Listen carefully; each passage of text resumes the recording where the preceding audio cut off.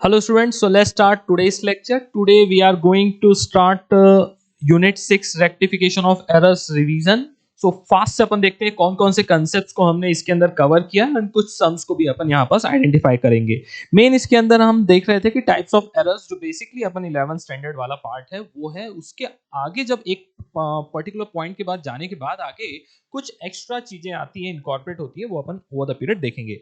So types of errors यहाँ पास कैसा होता है? Principle, commission, omission and compensating error. ध्यान आ रहा है? ये फोर टाइप्स के एरर्स थे जो हमने देखे थे यहाँ.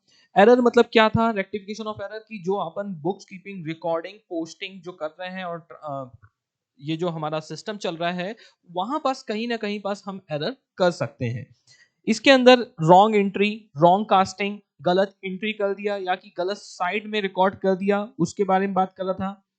ओके, सो ये सब चीजें थी. Wrong posting from subsidiary book, wrong casting from of ledger balances, इस टाइप के कुछ थे. आपको जहां पास कुछ भी खास याद रखने की जरूरत नहीं है, जहां पास जो चीजें आएंगी ऐसी कुछ चीजें सुने रहो, बस हो गया.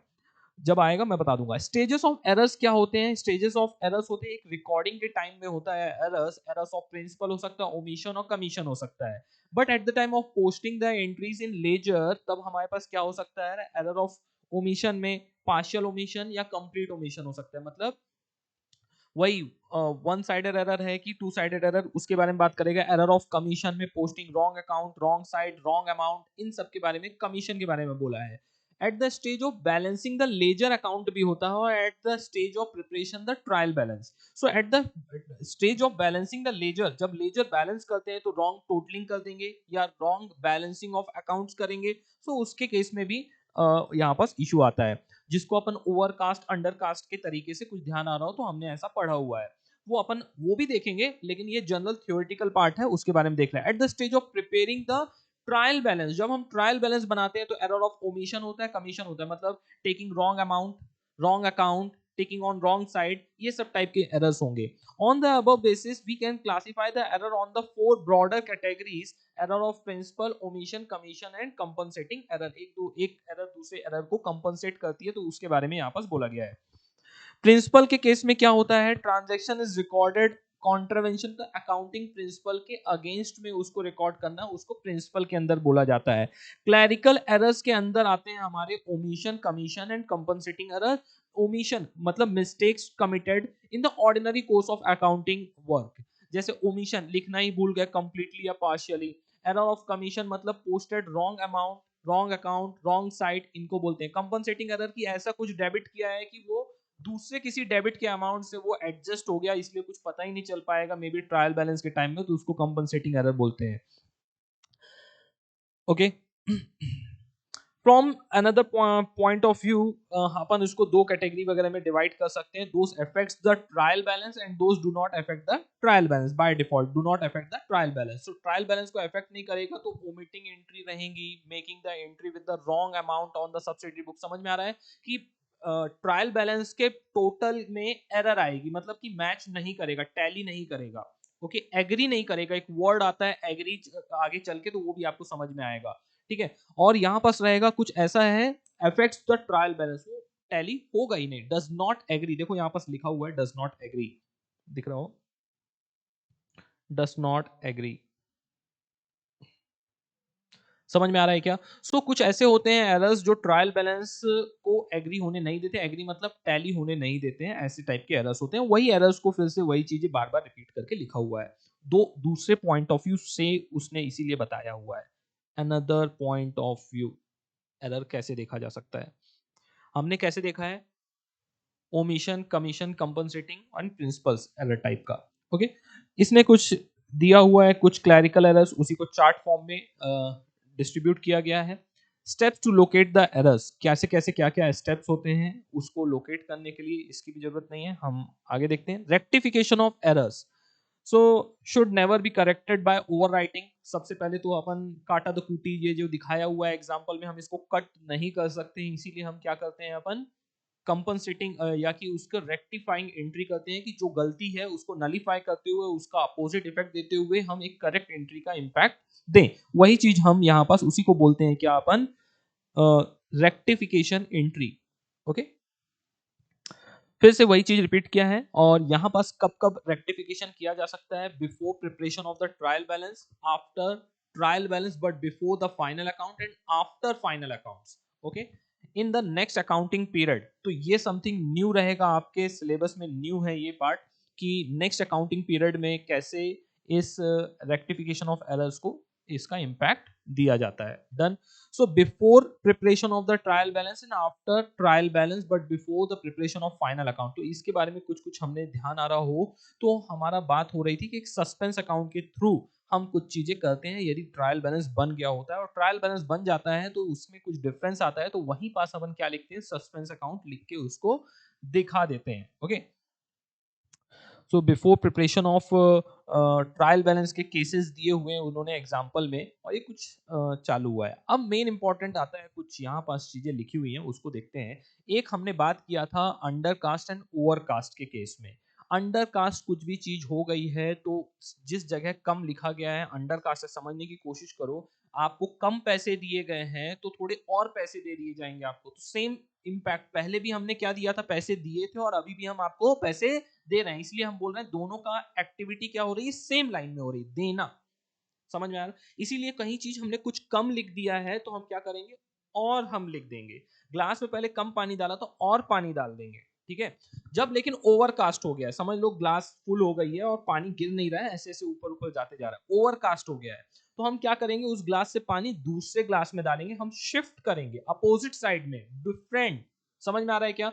तो अंडर कास्ट के केस में हम जब कम चीज दी है तो हम उसको और ज्यादा कर सकते हैं, लेकिन ओवर कास्ट के केस में ज्यादा हो गया है तो हम उसके अपोजिट साइड में उसका इफेक्ट देके हम उसको करेक्ट करते हैं। ये थोड़ा लॉजिक से समझाने की कोशिश कर रहा हूँ सिंपली। फिर से, अंडर कास्ट है सेम साइड इम्पैक्ट दो, ओवर कास्ट है तो अपोजिट साइड। ये कुछ इंपॉर्टेंट चीजें उसको हमने बोला भी था बहुत बार, अच्छे से लिख के याद रखना, यही रिवीजन का मेन पार्ट है।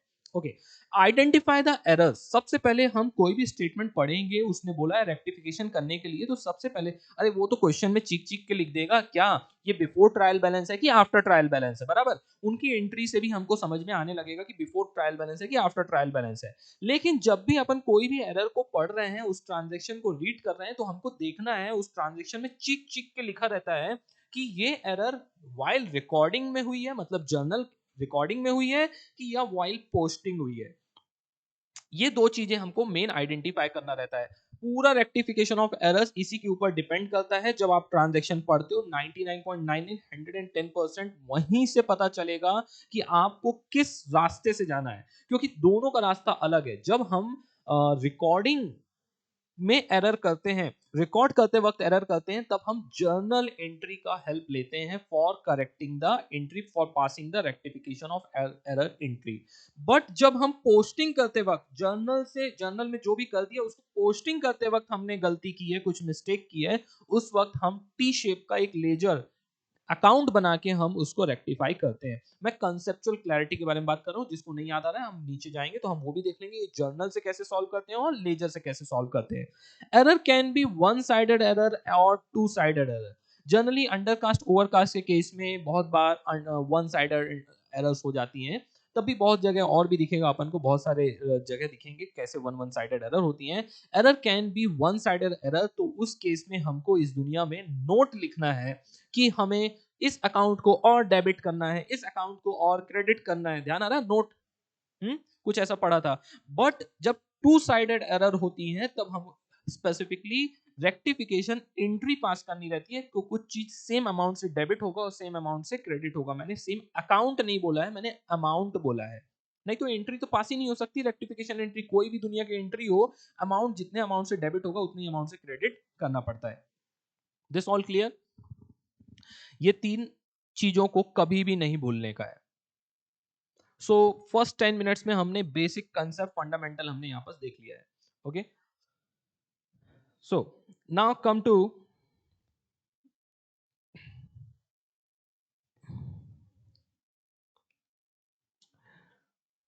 ये देखो, जब जब मैंने अभी दिखाया ना आपको, जब जब आप आइडेंटिफाई एरर करोगे कि ये रिकॉर्डिंग का है कि पोस्टिंग का है, मैं वो भी बताऊंगा क्वेश्चन में कैसे दिखता है।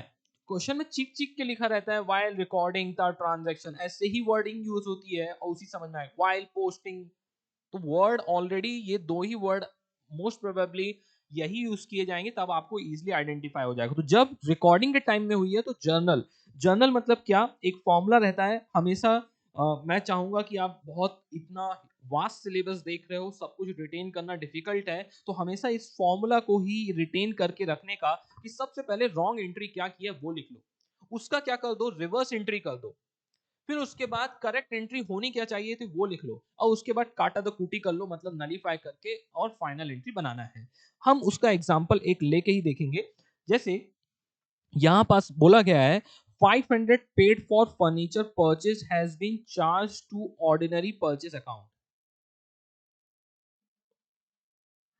हमने क्या किया है, 500 paid for the furniture purchased, ये यही इसी चीज की एंट्री दिख रही है क्या? नहीं, एक सेकंड लेट मी चेक, 500 इसी का है, हाँ। So 500 paid for furniture purchase has been charged to the ordinary purchase account। इस ट्रांजैक्शन में क्या समझ में आ रहा है कि while रिकॉर्डिंग हो रहा है कि while पोस्टिंग हो रहा है? रिकॉर्डिंग करते वक्त ही उसने गलती कर दी है। क्या रिकॉर्डिंग करते वक्त गलती की है? उसने गलती की है कि जब उसने रिकॉर्ड किया तो जो फर्नीचर परचेस था, फर्नीचर परचेस के लिए पेमेंट किया था, चार्ज किसमें कर दिया है, normal purchase account goods accounts में चार्ज कर दिया है। तो उसने रॉन्ग एंट्री क्या की है, purchases account debit to cash. तो सबसे फर्स्ट एंट्री हमने क्या लिखी, purchases account debit to cash. अब हमको इसकी क्या करनी है, इसी एंट्री का रिवर्स करना है। रिवर्स करते वक्त हमारा क्या एंट्री हो जाएगा, cash account debit to purchase. ये बच्चों वाला A+1+2 दिख रहा होगा, बट ये काम करता है, किसी भी सिचुएशन में काम करता है, कितनी भी डिफिकल्ट एंड कॉम्प्लिकेटेड एंट्री हो वहां काम करता है। एरर होने के चांसेस 0% हो जाते हैं यदि आप अपने मन में रख के, हम बहुत सारे तरीके होते हैं इस दुनिया में इसको सॉल्व करने के लिए। देखो ये परचेस क्या हो गया है, डेबिट हो गया है, तो परचेस को हम क्या कर देंगे, क्रेडिट कर देंगे। ये सबको समझ में आ रहा है, परचेस क्योंकि डेबिट होना ही नहीं चाहिए था, क्योंकि यहाँ परचेस तो हुआ ही नहीं है। क्या हुआ है, फर्नीचर परचेस हुआ है, गुड्स का परचेस नहीं। तो फर्नीचर परचेस डेबिट होना चाहिए, तो फर्नीचर परचेस को डेबिट कर देंगे और परचेस अकाउंट को क्रेडिट कर देंगे। आंसर आ रहा है, मैं सिखा रहा हूं आपको। ये सिंपल ट्रांजैक्शन में तो काम कर गया, जब लेकिन multiple transaction, multiple entries involve है, मल्टीपल बहुत डिफिकल्ट कॉम्प्लिकेशन आ जाएगा, तब ये आपकी चीजें काम नहीं करेंगी। उस वक्त आपको क्या करना है, यही करना है। तो इसलिए इसको हल्के में मत लेना है, ये हमेशा आपके मुसीबत में, आपके कंफ्यूजन में ये काम आएगा। बहुत बार रिपीट कर दिया है। रॉन्ग एंट्री का रिवर्स करना है, परचेस, देखो मैंने ऑलरेडी आपको एंट्री बता दी है, बट हमें रिवर्स एंट्री किया तो परचेस टू कैश किया था, तो हमने कैश टू परचेस कर दिया। फिर उसके करेक्ट एंट्री हमको क्या करनी चाहिए थी, यदि गलती नहीं करते तो हम करेक्ट एंट्री क्या करते, furniture account debit to cash करना था, क्योंकि फर्नीचर परचेस था, फर्नीचर टू कैश। अब हम क्या करेंगे, इन दोनों के एंट्री का, हम इसका reverse entry plus correct entry का मिक्सचर करेंगे और हम निकालेंगे क्या, रेक्टिफाइंग एंट्री। सो कैश एक बार डेबिट हो रहा है, कैश एक बार क्रेडिट हो रहा है, ये नलीफाई हो गया। बचता क्या है, डेबिट डेबिट कभी भी नलीफाई नहीं होता है, वो क्या होता है, डबल होता है, ध्यान रखना। समझ में आ रहा है, कैश यदि डेबिट है और कैश यहां भी डेबिट है, तो यहां भी हम कैश डेबिट करेंगे, लेकिन डबल अमाउंट से करेंगे। समझ में आ रहा है क्या वर्ड बोला मैंने, यदि दो बार कैश यहां डेबिट है तो डेबिट डेबिट को कैंसिल मत कर देना, डेबिट और क्रेडिट कैंसिल होता है हमेशा। ओके, कैश कैश डेबिट है, एक बार क्रेडिट है, कैंसिल हो गया। बचता क्या है, फर्नीचर बचता है और परचेसेस बचता है, तो फर्नीचर अकाउंट को डेबिट कर दिया, परचेसेस अकाउंट को क्रेडिट कर दिया, तो एंट्री क्या बन गई, furniture account debit to purchases account. Transaction को देख के हमको साफ समझ में आ रहा था, no doubt, got my point. ये देखो मैंने यहाँ पास करके दिखाया हुआ है, 100 paid for rent debited to landlord account.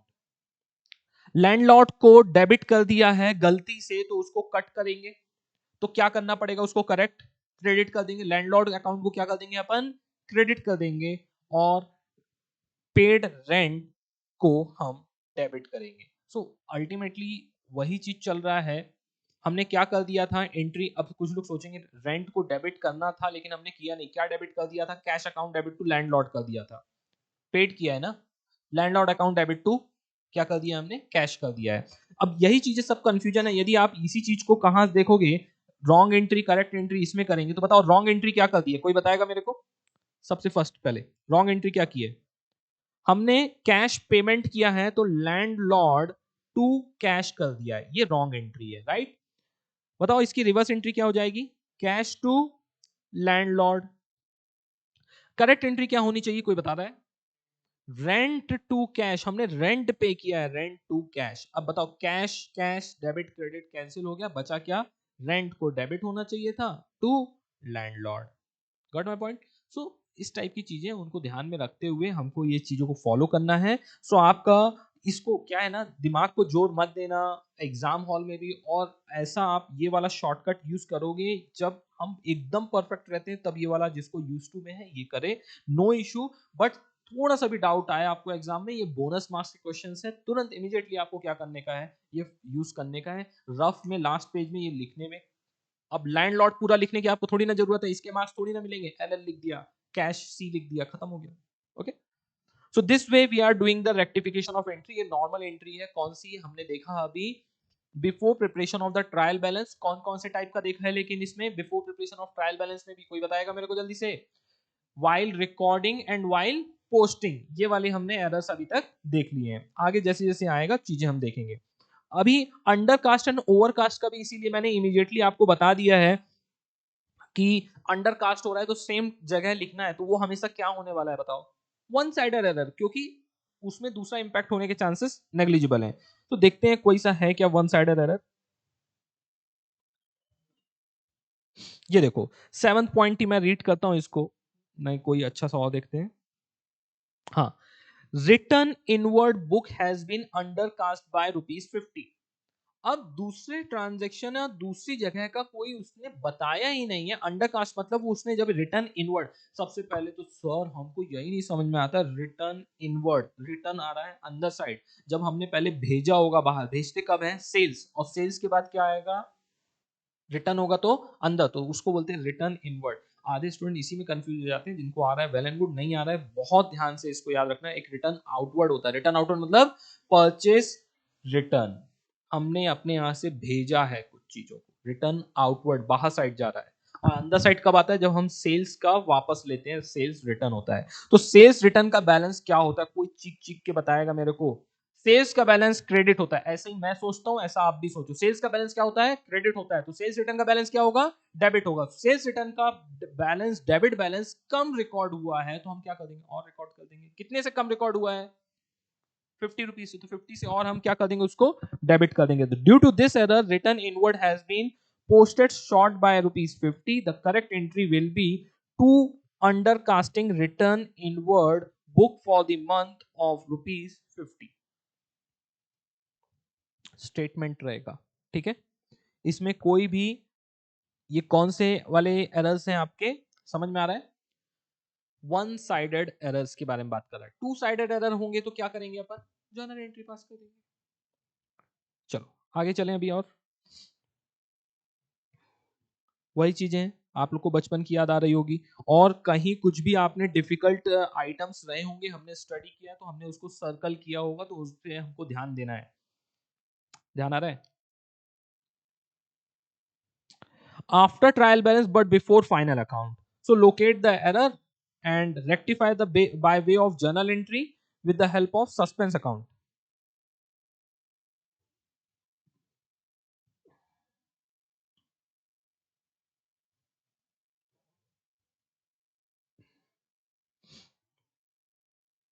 ये देखो,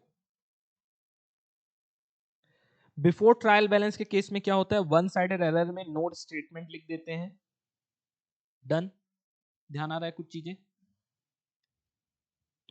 बिफोर ट्रायल बैलेंस में हम वन साइड एरर में क्या कर देते हैं? नोट स्टेटमेंट लिख देते हैं, सैलरी को डेबिट करना है, रिटर्न इनवर्ड अकाउंट को क्रेडिट करना है, डेबिट करना है, ऐसे लिख देते हैं। और टू साइडेड एरर होगी तो normal journal entry rectification entry में पास कर देते हैं, machinery account debit to purchase, जो भी एंट्री हमारी रेक्टिफिकेशन एंट्री आएगी। बट आफ्टर ट्रायल बैलेंस के केस में जो ये वन साइडेड एरर होते हैं वो कन्वर्ट किस में हो जाते हैं? जर्नल एंट्री में कन्वर्ट हो जाते हैं। अब ध्यान आ रहा है कुछ नई चीज? अब ध्यान आ रहा है? सो जो आफ्टर ट्रायल बैलेंस है उस केस में हमारे जो स्टेटमेंट थे वो हमारे क्या हो जाते हैं, किस में कन्वर्ट हो जाते हैं? जर्नल एंट्री में। तो दूसरा इफेक्ट जो रहता है वो किस में कन्वर्ट हो जाता है? सस्पेंस अकाउंट में। जैसे अभी हम अभी पढ़ के आ रहे हैं, एक थी क्या, रिटर्न इनवर्ड अंडर कास्ट है, और वो बोलता है कि ये हमको आइडेंटिफाई कब हुआ है? After preparation of the trial balance, चिक चिक के लिखा होता कहीं पास। तब हम क्या करते, हमको पता रिटर्न इनवर्ड, रिटर्न इनवर्ड मतलब सेल्स रिटर्न, सेल्स किया था तो हमने क्रेडिट किया, सेल्स रिटर्न किया है तो हमको डेबिट करना था, डेबिट अंडर कास्ट तो हमको डेबिट करना है, तो हमारा एंट्री होता सेल्स रिटर्न अकाउंट डेबिट या रिटर्न इनवर्ड अकाउंट डेबिट, दो में से एक ही, दोनों एक ही चीज है, टू सस्पेंस अकाउंट। कब? After trial balance, but before trial balance होता तो जस्ट स्टेटमेंट लिखते। समझ में आ रहा है, ध्यान आ रहा है, इसके अलावा कोई भी डिफरेंस नहीं है। और जो टू साइड एरर होंगे, चाहे वो बिफोर ट्रायल बैलेंस हो चाहे आफ्टर ट्रायल बैलेंस हो, वो क्या होने वाले हैं? जर्नल एंट्री नॉर्मली हम करने वाले हैं। Got my point? कोई कंफ्यूजन यहां तक? आपको जितनी भी प्रैक्टिस करनी है, किसी को कुछ डिफिकल्ट वाले यदि आपको एंट्रीज याद आ रहे हो या कि हमने कहीं मार्क किया होगा तो हम बिल्कुल उसको कर लेंगे। डन। ये देखो उसी का एक एग्जांपल रिटर्न इनवर्ट का ही दिया हुआ है, 100 रुपीज का है, दिख रहा है। यदि यही वन साइडेड एरर होता,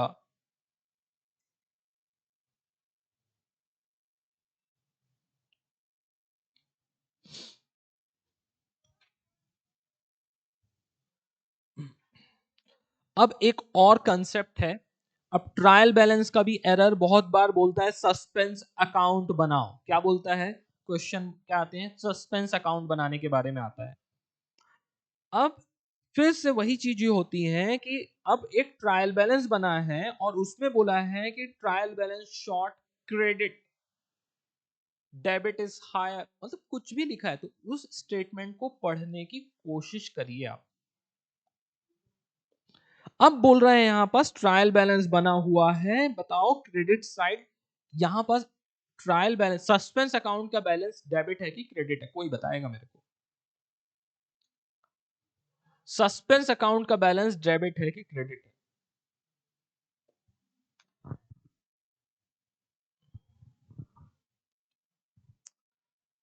यही खेल है, यही खेल है सर। चीख चीख के लिखा है, उसके क्रेडिट साइड लिखा हुआ है।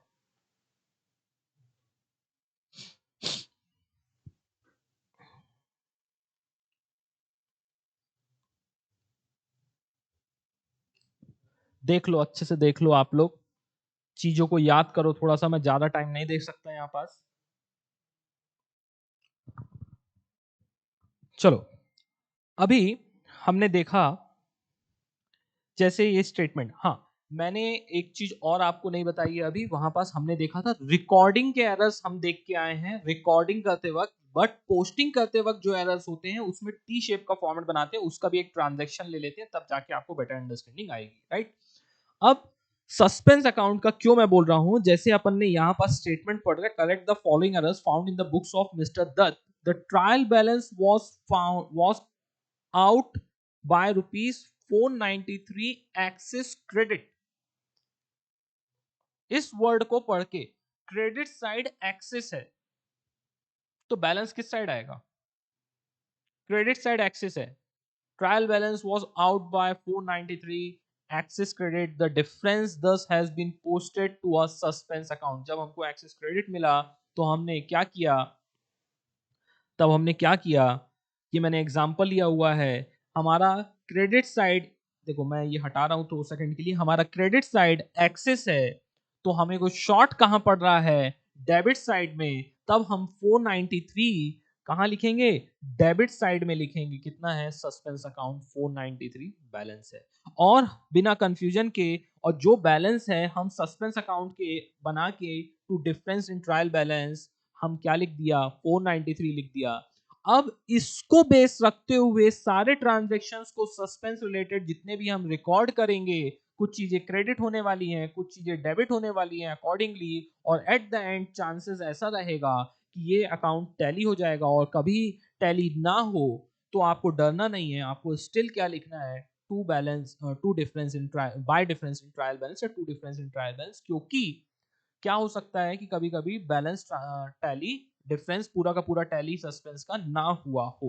ये चांसेस बहुत रेयर है लेकिन होने के चांसेस हैं। सो डरने का नहीं है। सस्पेंस मेरा यहाँ पास बताने का यही है कि यहाँ पास आपको इंस्टीट्यूट यहाँ पास वर्ड में खेलेगी, और ये टॉपिक आराम से बहुत बार हर जगह हर टॉपिक के साथ इनकॉर्पोरेट करके पूछा जा सकता है। ओके, अब हम एक ट्रांजैक्शन लेते हैं जो रिलेटेड टू किससे रहना चाहिए? किससे? लेजर से। ओके, सो कुछ ट्रांजेक्शन्स को रीड करते हैं, उससे समझ में आएगा। A purchase of 67 has been posted, word दिख रहा है यहाँ पास, क्या लिखा है? रिकॉर्डिंग लिखा है क्या यहाँ पास? नहीं, तो मतलब ये रिकॉर्डिंग के वक्त गलती नहीं हुई, कब गलती हुई है? पोस्टिंग के time. Posted to the trade payables account as ₹60। समझने की कोशिश करो। A purchase of ₹67 has been posted to the trade payables account ₹60। इस अकाउंट का आप जब मल्टीपल टाइम बहुत प्रैक्टिस करोगे तब इसके बारे में समझ में आएगा, हर आइटम से कैसे डील किया जाता है। ये स्क्रीन आपके सामने, ट्राई दिस ट्रांजेक्शन की इसको सॉल्व कैसे करेंगे। हार्डली फ्यू सेकेंड्स में आपको दे रहा हूं, ट्राई दिस। सो यहाँ पास इस ट्रांजैक्शन में देखा है, अब purchase of 67 has been posted to the trade payable. तो परचेज तो कर लिया है, लेकिन परचेज मतलब रिकॉर्डिंग बराबर हो गई है, लेकिन जब उसने परचेज अकाउंट में पोस्ट करते वक्त नहीं बोला कि गलती की है। कहां बोल रहा है? ट्रेड पेबल्स अकाउंट में जब पोस्ट कर रहा है, ट्रेड पेबल टीपी अकाउंट में जब पोस्ट कर रहा है, तो बाय परचेजेस उसने सिर्फ कितना लिखा है? 60, और लिखना कितना चाहिए था? 67। ₹7 कम लिखा है, तो हम क्या करेंगे? लिख देंगे बाय सस्पेंस ₹7। तो एंट्री क्या बन जाएगी? Suspense account debit to trade payable account. Got my point? So suspense account debit to trade payables account, और किसी पार्टी का नाम लिखा होता तो हम पार्टी का नाम लिख देते। Got my point? ये भी समझ में आ रहा है। और यदि ये क्या होता, बिफोर ट्रायल बैलेंस होता, या ऐसा कुछ ये वाला स्टेटमेंट नहीं दिया होता, तब आप क्या करते? सिर्फ स्टेटमेंट लिखते। Trade payable account should be credited with ₹7। Got my point? So किस चीज से आपको समझ में आ रहा है कि ये जो ट्रांजैक्शन है वो हमको विथ यूजिंग सस्पेंस अकाउंट करना है कि विदाउट सस्पेंस या स्टेटमेंट ही लिखना है? वो कहां से समझ में आ रहा है? ये जो लाइन लिखी हुई है कि the trial balance was out by 493 excess credit, और उसके बाद सस्पेंस अकाउंट कुछ इस टाइप से बनाओगे। जब आपका एंट्री हुआ है suspense account debit to trade payables, तो कोई बताएगा मेरे को यहां पास क्या होगा? Suspense account debit to trade payables. तो यहां क्या आ जाएगा? किस तरह होगा? टू, ओहो, क्या चाहते हो तुम? टू ट्रेड पेबल्स कितना आ जाएगा यहाँ? 7। तो इसी तरह कुछ चीज डेबिट होंगी, कुछ चीज क्रेडिट होंगी, और एट द एंड ये जाके टैली हो जाएगा। नहीं होगा तो फिर पता ही आपको, बैलेंस फिर से लिख देने का है। अब आपके पास उस वक्त तो और कोई ऑप्शन बचेगा नहीं। एक बार देख लेना, चांसेस बहुत कम है कि इस टाइप से कोई सस्पेंस अकाउंट का भी बैलेंस बच जाए, ठीक है। लेकिन है कुछ क्वेश्चंस जिसमें सस्पेंस अकाउंट में बैलेंस रह गए हैं। कोई बताएगा? कोई क्वेश्चन याद आ रहा है? चलो, तब भी हमने याद आए तो बता देना। सो यहां जो है ये स्टेटमेंट का बहुत इंपॉर्टेंट है। ये भी आप यदि इंटरप्रेट बराबर से नहीं कर पाओगे, ये नहीं समझ पाओगे ये स्टेटमेंट क्या लिखा है, तो भी आप डेबिट की जगह क्रेडिट लिखोगे, क्रेडिट की जगह डेबिट लिखोगे, और आपका सस्पेंस अकाउंट कभी भी टैली होने वाला नहीं है। और ये सिर्फ एक स्टेटमेंट नहीं है, बहुत तरीकों से इंस्टीट्यूट आपको घुमा फिरा के गोल गोल गोल गोल आपको देगी। क्या स्टेटमेंट बना के चले? Correction in next accounting period, जब हम नेक्स्ट अकाउंटिंग पीरियड में जब हम करते हैं, तब उसके केस में हम क्या करते हैं? तो उसके लिए यही एक नया चीज है। स्टिल एग्जाम में इसके क्वेश्चंस थोड़े कम आ रहे हैं। आपको नॉर्मली क्वेश्चन आएगा, आपको डिफिकल्ट करने के लिए क्वेश्चंस नहीं बनाए जा रहे हैं।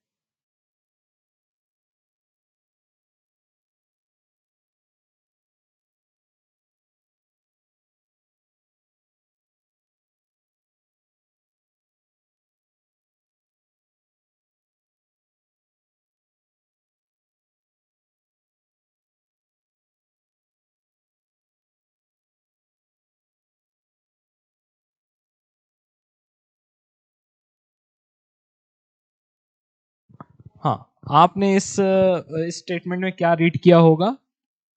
मे भी आवाज नहीं आ रही होगी इसमें, आपने क्या अभी आ रही होगी, ठीक है। So correction in the next accounting period में हम क्या करेंगे, रेक्टिफिकेशन करेंगे। यदि नॉर्मल तरीके से करेंगे तो क्या प्रॉब्लम होगी, हमारा जैसे परचेज रिकॉर्ड करना प्रीवियस ईयर भूल गए, हम बोलेंगे चलो लास्ट ईयर भूल गए, इस साल रिकॉर्ड कर देते हैं, इस साल लास्ट ईयर के वेजेस थे इस साल रिकॉर्ड कर देते हैं। तो इस साल के आपके यदि एक्सपेंसेस इंक्रीज होंगे तो प्रॉफिट कम दिखेगा, जो कि रॉन्ग फॉल्सिफाई होगा आपका प्रॉफिट एंड लॉस अकाउंट। इसीलिए बोला जा रहा है यहाँ पास कि इसको अवॉइड करने के लिए जो भी अमाउंट रहेंगे नॉमिनल अकाउंट से related, income and expenses related, उनको एक स्पेशल अकाउंट के थ्रू हम अकाउंटिंग एंट्री करेंगे। उसको बोला जाता है प्रायर पीरियड आइटम्स या कि profit and loss adjustment account. ध्यान आ रहा है। सो ये अकाउंट जब बनाएंगे तो इसमें जो भी हमारा हमारा नेट प्रॉफिट, हम ट्रेडिंग बनाएंगे, प्रॉफिट एंड लॉस अकाउंट बनाएंगे, हमारा नेट प्रॉफिट भी करंट ईयर का परफेक्ट निकल आएगा। उसके बाद हम क्या बनाने वाले हैं, profit and loss adjustment account. Got my point. So आपका करंट, और हम जब ये डिस्क्लोज करेंगे अपने बुक्स ऑफ अकाउंट्स में तो दोनों आइटम को सेपरेटली डिस्क्लोज करेंगे कि करंट ईयर का प्रॉफिट ये है, बट आफ्टर एडजस्टिंग द या कि profit and loss adjustment account के बाद या कि adjusting the prior period items को एडजस्ट करने के बाद हमारा क्या आ रहा है, ये हमारा नेट प्रॉफिट आ रहा है। वो हम सेपरेटली यहाँ डिस्क्लोज करेंगे और उसको हम कहाँ से बनाने वाले हैं, पीएनएल एडजस्टमेंट अकाउंट से। सो इसी टाइप का एक क्वेश्चन दिया गया है कि मिस्टर रॉय है unable to agree the trial balance of the last year, wrote the difference to the profit and loss account of that year. उस साल के प्रॉफिट एंड लॉस अकाउंट में लिख दिया था। And next year he appointed a chartered accountant who examined the books, old books, and found the following mistakes. उन्होंने कुछ mistakes identify की। Purchase of a scooter was debited to conveyance account ₹3000। आपने purchase किया था scooter को, लेकिन कहाँ debit हो गया था, conveyance account में। सो फिर से यहाँ पास वही चला आएगा, वही सिस्टम से जो नॉर्मल चला आ रहा था वो वही चलेगा, बट कन्वेंस अकाउंट को अभी हमको चेंज करना है तो वो हम पीएनएल एडजस्टमेंट अकाउंट में जाके चेंज करेंगे। सो यहाँ पास देखो, एक बार इसको रीड करो क्या क्या किया है। रॉन्ग एंट्री क्या हो गई थी, conveyance account debit to bank, फिर इसकी हमने रिवर्स कर दी तो bank account debit to conveyance, और उसके बाद नेक्स्ट आपकी करेक्ट एंट्री क्या थी, motor vehicle account debit to bank करना था, तो रेक्टिफिकेशन एंट्री आपकी बन जाएगी motor vehicle account debit to conveyance account. अब मोटर व्हीकल अकाउंट को डेबिट करना था लेकिन उससे रिलेटेड डेप्रिसिएशन रहेगा, तो डेप्रिसिएशन वगैरह भी हम चार्ज करेंगे, तो depreciation account debit to motor vehicle account. और तो जहां जहां आपका ये मोटर व्हीकल अकाउंट आ रहा है, ये सॉरी, जो भी आपका नॉमिनल नेचर के अकाउंट आ रहे हैं उसके केस में आप क्या करने वाले हो, वहां पास आप क्या लिखने वाले हो, profit and loss adjustment account. Depreciation की जगह क्या लिखोगे, profit and loss adjustment account. Conveyance की जगह क्या लिखोगे, profit and loss adjustment account, and everything will remain same. तो आप डिफरेंस चीजों को याद रखिए कि आपको चेंजेस कहां करना है। मैंने कैसे सॉल्व करवाया, जैसे आप पिछले 25 सालों से, 25 साल ही बोलना पड़ेगा क्योंकि आप अपने 11th स्टैंडर्ड से ये सब करते हुए आ रहे हो, ये रेक्टिफिकेशन आज भी कर रहे हो, समझ लो भविष्य में भी करोगे, लेकिन ये एक हायर लेवल का है। क्या एक लेवल आगे हुआ है कि आपने प्रायर पीरियड आइटम्स के कुछ चेंजेस थे जो करंट ईयर में दे रहे हो, उस केस में सब कुछ सेम चलेगा, और लेकिन जहां जहां नॉमिनल नेचर के अकाउंट आएंगे वहां पास आपको क्या लिख देना है, रिपीट, क्या लिख देना है, profit and loss adjustment account. Sir लेकिन रियल एंड पर्सनल नेचर के रहेंगे तो नहीं, वो वैसे का वैसा ही रहेगा। Got my point. तो हमारा प्रॉब्लम कहां जा रहा है कि आपका प्रॉफिट एंड लॉस अकाउंट कोई गलत इफेक्ट ना दिखाए करंट ईयर का, इसलिए ये किया जा रहा है। डन। सो इसी तरह हमने यहां पर शो कर दिया है आपको कि डेप्रिसिएशन भी होगा, तो depreciation account debit to motor vehicle account होगा। सो अपन डेप्रिसिएशन की जगह क्या लिख देंगे, profit and loss adjustment account. यहां पास क्या हुआ था, आपका मोटर व्हीकल टू कन्वेंस हुआ था, तो motor vehicle account debit to profit and loss adjustment. इसके अलावा कोई भी प्रॉब्लम होने वाली आपको नहीं है। सस्पेंस अकाउंट रिलेटेड भी यदि कोई होगा रिलेटेड चीजें, suspense account debit to purchases, तो फिर से क्या हो गया, सस्पेंस अकाउंट जाने दो, हमको क्या लेना देना है, कोई भी नॉमिनल नेचर का हमको अकाउंट दिखेगा हम उसको किससे शिफ्ट कर देंगे, profit and loss adjustment account से। Got my point. So everything will remain same. Done. एक बार जल्दी से इस सम को देखो, रेफर करो fast. So that's it for today. आप ये सम एक कोई इनमें से एक सॉल्व कर लेना, बढ़िया से मजा आ जाएगा। और यही बस इतने ही 3 से 4 कंसेप्ट थे इसके अंदर, इसके अलावा कुछ भी नहीं है चैप्टर के अंदर। मस्त से सॉल्व करो। ओके, कुछ भी लगे और कोई भी डाउट हो तो टेक्स्ट करो मेरे को। So that's it. In next lecture we will take next chapter revision. Take care, bye bye.